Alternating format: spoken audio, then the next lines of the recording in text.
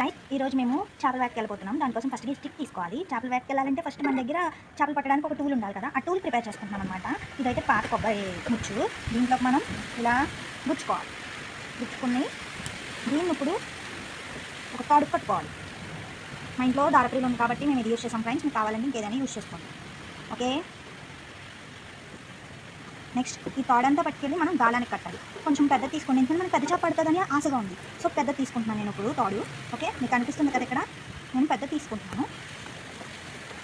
ఇలా మనకి ఇష్టం వచ్చినట్టు ఎలాగో కట్టేసుకోవచ్చు, పెద్ద ప్రాసెస్ ఏమి ఉండదు. ఓకే, ఇలా పిచ్చి దారాలన్నీ కలిపి కట్టేసుకోండి. మళ్ళీ మీ అమ్మ అడిగితే నేను దారం తీయలేదని చెప్పండి. ఓకే, ఇప్పుడు మనం మన టూల్ అయితే రెడీ చేసుకున్నాం ఫ్రెండ్స్. ఫిషింగ్ ఫ్రెండ్స్ చాలా ఎండగా ఉంది. నేను మల్టికాయం కలిసి పాడుబడ్డ నూటిలోకి వచ్చాం. ఏదైనా ఫిష్ దొరుకుతుందేమో ఈరోజు కర్రీకి అని చెప్పి.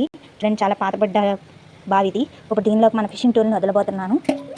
వావ్, ఇప్పుడు మనం కొంతసేపు వెయిట్ చేయాల్సి ఉంటుంది, ఎందుకంటే పులస పడింది. పురావస్తు శాఖ వాళ్ళు చెప్పినట్టే మనకు పులస పడింది. ఇది పులస కాదు చూడాలి. మనం పైకి తీసుకున్నప్పుడు మన ఫిషింగ్ టూల్ని అయితే ఇలాగా తిప్పేసుకుంటే సరిపోతుంది, పైకి వచ్చేస్తుంది. లేదా తక్కువ వెనకలంగా పైకి వచ్చేస్తుంది. మనం కొంచెం హెచ్చులు ఎక్కువ కాబట్టి ఇలా చేస్తున్నాం ఫ్రెండ్స్.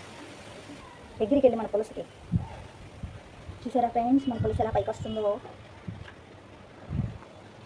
దీనికి మన పైకి వచ్చేస్తుంది ఫ్రెండ్స్. కొంచెం గట్టిగా పట్టండి అనుకండి. ఇది పులుసుకొని కొంచెం సేపు ఊహించుకోండి. ఓకే ఫ్రెండ్స్, లెట్స్ ఈరోజు మనం కూర వండుదాం. ఈ కూర ఉండేది మీరు పార్ట్